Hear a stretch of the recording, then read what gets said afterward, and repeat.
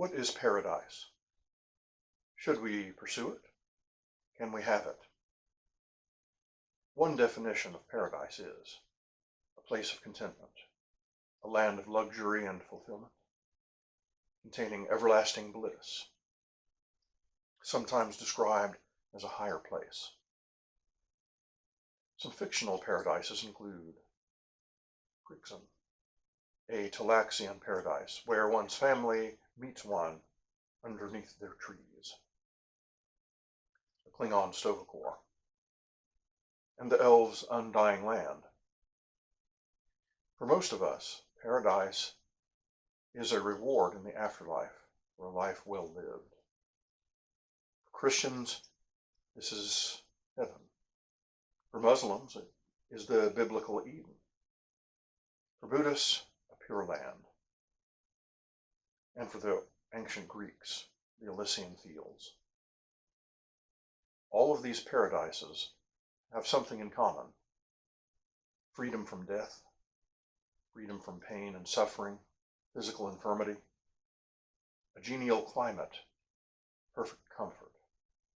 We believe our loved ones would be there. But what if they're not? Maybe they haven't earned paradise. Or perhaps they have pursued a different one than the one that you wish.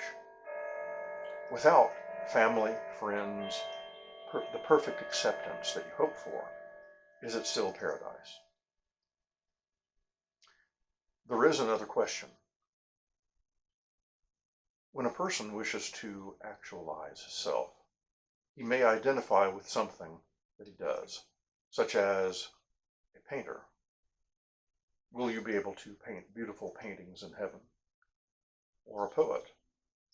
Or suppose you like to scan the skies with your telescope to learn what you can about the universe. A common complaint is, why would I want to strum a harp for eternity? What exactly is possible in heaven? Can you be self-actualized? There is a heaven called Valhalla of the Nords, where this is in fact part of it, where battle is perpetual. Not exactly the same as the other paradises. Nevertheless, it is what they wish for.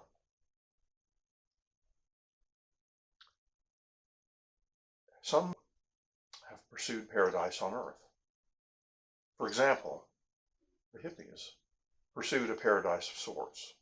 In the very beginning, in the early 60s, the idea that you should be free to smell a flower or the fresh air without having to punch a time clock or pay bills or be part of a machine that absorbs your life. They actually had a free store where you could get what you need without paying for it.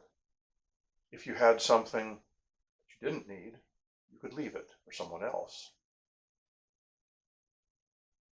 Examining this, it seems that maybe it wouldn't be possible, except there was a generative force on the outside to provide these things. But it was a good try, was it not? Could it be paradise? Let's consider some of the other attempts, like in communes, or some of what we would call cults. There was the Jim Jones affair, I believe in the early 70s, where everyone ended up dead. I don't know much of the details.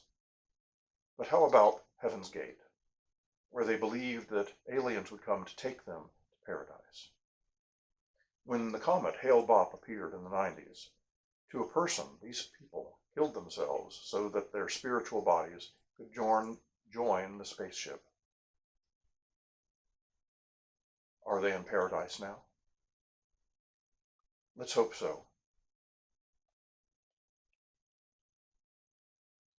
I'm reminded of what someone said. I paraphrase. Sometimes having a thing is not so pleasing after all as wanting it. Good evening and pleasant dreams.